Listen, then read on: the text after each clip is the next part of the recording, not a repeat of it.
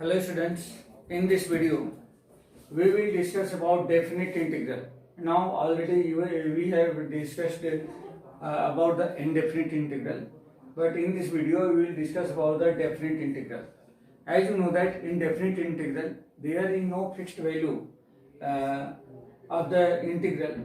That means we use in each question plus c. Plus c means it was a arbitrary constant, but in the definite integral it have unique value. That means definite integral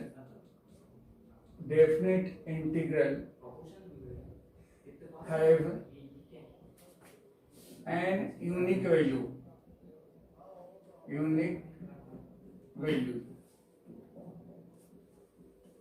In this type of integrals, that means indefinite integrals, this is given that function will be integrated from where to where, and that value is known as limits, and it is denoted by integration as like this. Suppose f of x equal to integration a to b, I equal to a to b f of x into dx. Integration of f of x, we should be integrating between a and b. A is known as lower limit and b is known as upper limit. Here a equal to lower limit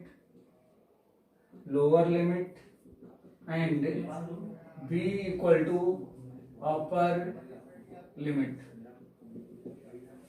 If you want to find the integration of f of x dx, and if the integration of f of x is denoted with capital X, suppose I like this, I equal to integration of f of x into dx. That means suppose integration of small f of x is denoted by capital F of x, and this limit right I like this a to b.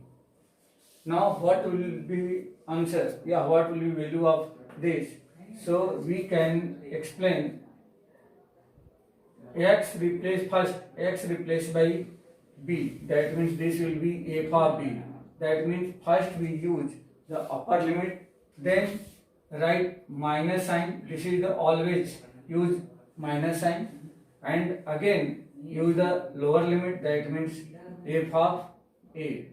This is the answer, and this is the value of integration over a to b f of x into dx. Read as integration over a to b f of x into dx. So this is the integration of a to b f of x into dx. Definite integral is very important topic. In the next video we will discuss about definite integral as the limit of sum.